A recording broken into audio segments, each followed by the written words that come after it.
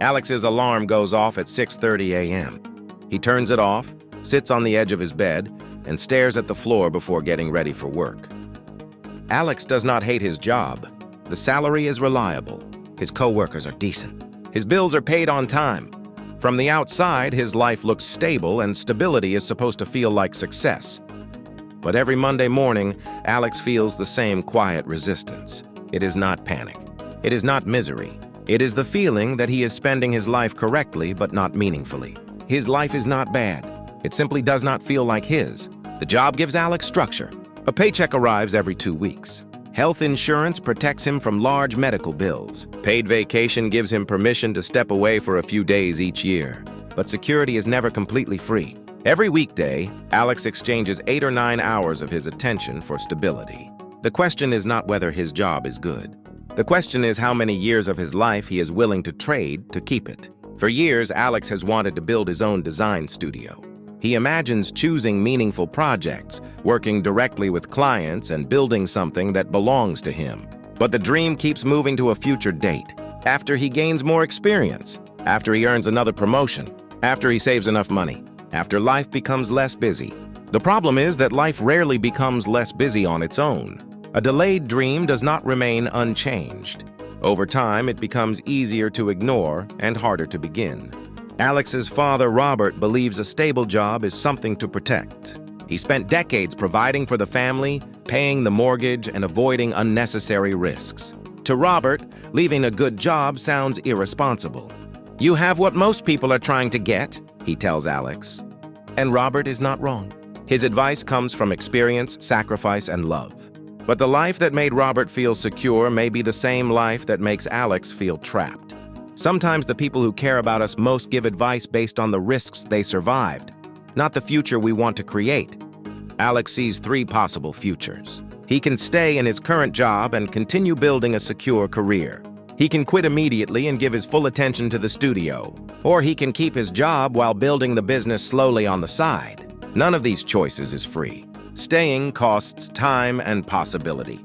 Quitting costs stability. Building a bridge costs energy, patience, and years of delayed gratification. The real question is not which path has no cost. The real question is which cost Alex is prepared to carry. If Alex stays, his career continues moving forward. His manager, Sarah, offers him a promotion. The salary is higher. The title sounds more impressive. He will have more authority and a stronger resume. From the outside, this is exactly what progress should look like. But the promotion also brings more meetings, more responsibility, and less control over his time. Alex has to ask an uncomfortable question. Is he moving forward, or simply becoming more valuable to a life he no longer wants? With the higher salary, Alex begins upgrading his lifestyle. A better apartment feels deserved. A newer car feels practical. Food delivery saves time. Subscriptions make life more convenient. None of these decisions seems dangerous by itself. But together, they raise the amount of money Alex needs every month. The higher his fixed expenses become, the more frightening it feels to leave. Income creates comfort, but comfort can quietly increase dependence. Alex is not forced to stay. He stays because leaving now means losing more than a paycheck. He would lose health insurance, employer retirement contributions, paid time off, a predictable bonus, a respected title. These are called golden handcuffs. They are valuable. They are voluntary. And they can still keep someone attached to a life they no longer choose consciously. The dream does not disappear in one dramatic moment. It is postponed through small compromises. Alex cancels one evening of creative work because a report is urgent. Then another because he is exhausted. A client idea is delayed until next weekend. The website waits until next month. Each delay seems temporary. But a life is often shaped by the temporary decisions we repeat. 5 years pass. Alex earns more than he ever expected. He has a stronger resume and greater financial security. But the studio still exists only as a folder on his computer. The cost of staying was not poverty. It was not visible failure. The cost was the growing distance between the life Alex built and the life he once imagined. Some choices hurt immediately. Others become expensive only when we look back. In the second future, Alex resigns. The moment he leaves the building, he feels lighter. No more status meetings. No more asking permission to take a day off. No more giving his most productive hours to someone else's priorities. For the first time in years, his time belongs entirely to him. But freedom without structure can quickly become uncertainty, and freedom without income can become fear. The first month feels like proof that he made the right decision, and they can still keep someone attached to a life they no longer choose consciously. Alex wakes up energized. He builds his website, creates a portfolio, sends proposals, works late because the work finally feels personal. But productivity can create the illusion of progress. A polished website is not a customer, a business card is not revenue, and passion is not yet a business model. Alex expects the market to reward his courage. Instead, the market is mostly silent. Potential clients do not respond. Some ask for free samples. Others disappear after requesting a proposal. Alex slowly learns a difficult lesson. Being good at the work is not the same as knowing how to sell the work. The dream required creativity. The business requires marketing, negotiation, pricing, administration, and rejection. His expenses continue arriving with perfect consistency. His income does not. At first, Alex uses his savings. Then he starts carrying a balance on his credit card. Every month without reliable revenue shortens the amount of time he can continue. Savings once represented freedom. Now the falling number in his account feels like a countdown. Financial pressure changes the way Alex makes decisions. He begins accepting projects he would normally reject. Clients who pay too little. Deadlines that require overnight work. Requests that grow far beyond the original agreement. He left his job because he wanted control. But desperation gives other people control in a different form. A person who urgently needs every client has very little power to negotiate. Emily supported Alex's dream, but she did not expect every conversation to become a discussion about money. Alex becomes defensive when she asks about the business. Emily becomes anxious when bills are delayed. They are no longer arguing only about finances. They are arguing about trust, responsibility, and how much uncertainty one relationship can absorb. Risk is rarely carried by one person alone. The people closest to us often pay part of the price. The studio was supposed to represent freedom. Now Alex works longer hours than he did at his old job. He cannot rest because resting feels expensive. He cannot create freely because every project must generate cash.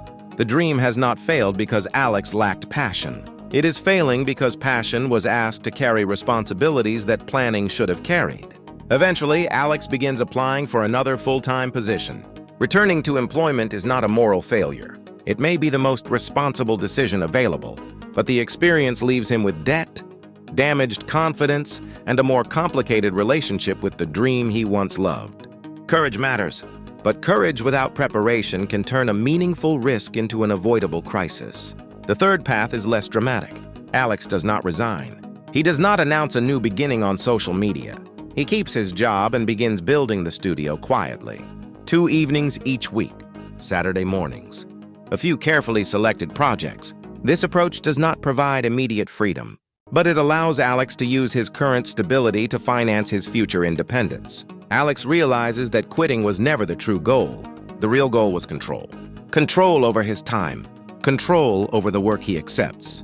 Control over how much financial pressure can influence his choices. Leaving a job is only one form of freedom.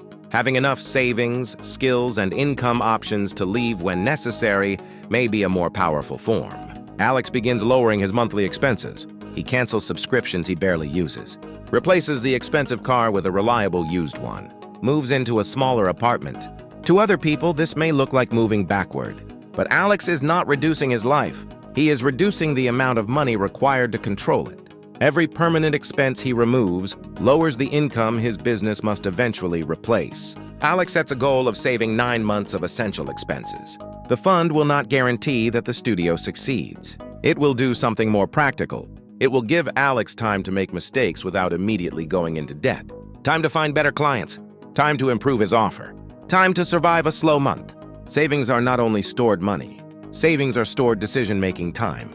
Alex already knows how to design. Now he learns how to operate a business. He studies pricing, contracts, sales calls, taxes, project boundaries.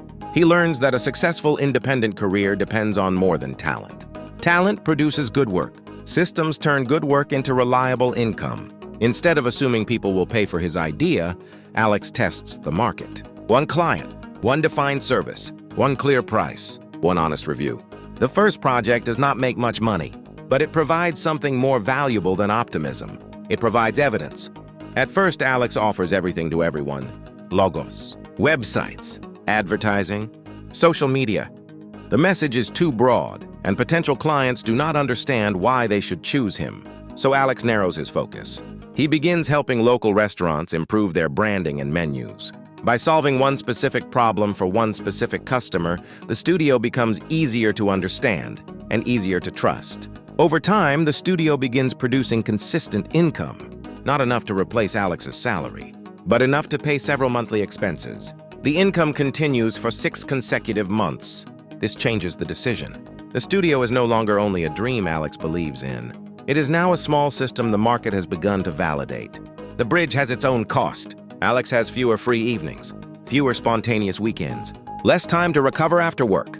He avoids placing all of his finances at risk, but he pays with discipline and delayed comfort. A safer path is not necessarily an easier path. Sometimes safety is purchased through patience. Emily begins to feel that the studio receives Alex's best attention, while their relationship receives whatever energy remains. This time, Alex does not become defensive. They sit down and define boundaries together. 2 evenings for the business, 1 evening for the relationship, 1 full day each week with no work. A dream that destroys every relationship around it may succeed financially and still fail personally. For several months, Alex tries to accelerate the plan by sleeping less. At first, it seems efficient. Then his concentration declines. His work quality falls. He becomes irritable and begins making mistakes. The body eventually sends an invoice for every hour of rest we borrow. Alex realizes that a transition plan must be sustainable, not merely possible. Alex stops measuring progress by how busy he feels. He raises his prices, accepts fewer projects, creates templates, automates invoices, protects 1 full day of rest. This initially reduces his total workload, but improves his profit and the quality of his work. Growth does not always require doing more. Sometimes it requires removing what produces too little value. Alex decides he will not leave based on emotion alone. He creates 5 exit conditions. 9 months of essential expenses saved. Business income covering at least 70% of his monthly needs. 6 months of consistent client demand. A clear plan for health insurance and no high-interest debt.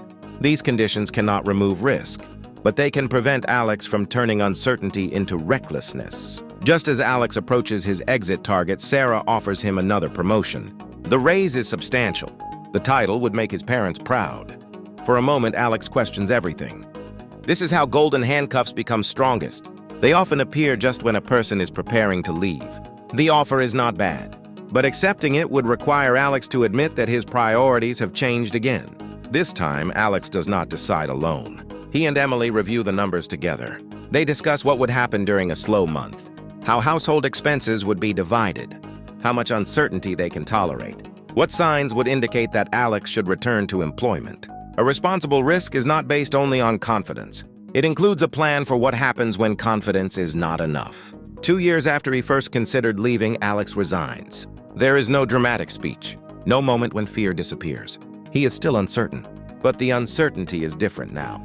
He has savings, clients, systems, experience, and proof that the studio can generate value. Alex is not stepping into the unknown without protection. He has spent 2 years making the unknown more familiar. 3 months after leaving, 2 clients delay their projects. Revenue falls sharply. The fear returns. But Alex does not immediately reach for a credit card or accept every low-paying project. His savings give him time. His budget gives him clarity. His systems help him respond instead of panic. Preparation does not prevent difficult months. It changes what difficult months are allowed to become. The studio does not make Alex rich overnight. Some months are strong, others are uncertain. He still works hard, but he now has more control over the work he accepts and the people he serves. Success no longer means earning the highest possible salary. It means having enough income, enough time, and enough freedom to live according to his priorities. Robert eventually visits the studio. He still worries about the risk. But he also sees that Alex did not abandon responsibility. He prepared carefully, built gradually, protected his relationships, and created something real. Robert does not suddenly become an entrepreneur. Alex does not reject everything his father taught him. They simply begin to understand that security can take different forms. Alex looks back at the 3 possible paths. Staying would have provided more predictable income. Quitting immediately would have provided faster freedom, but far greater financial pressure. Building a bridge demanded 2 difficult years. It cost time, rest, comfort, and patience. But it allowed Alex to move forward without forcing one dream to carry the full weight of his survival. Staying safe is not always cowardice. Taking a risk is not always courage. Sometimes staying is the responsible choice. Sometimes leaving is necessary. And sometimes the wisest decision is to build enough strength before making the leap. Staying has a cost. Leaving has a cost. Preparing has a cost. No path allows us to keep everything. Every meaningful choice asks us to give something up. The goal is not to avoid paying a price. The goal is to choose a price that moves us toward a life we actually want. Your job may be giving you security, but ask yourself what that security is costing. Your dream may be offering freedom, but ask whether you have prepared it to survive reality. You do not always have to choose between safety and possibility. Sometimes you can use one to build the other. Every choice has a cost. Choose the cost you can live with. If you were Alex, would you stay, quit immediately, or build a bridge between the two? Share your choice and the price you would be willing to pay in the comments.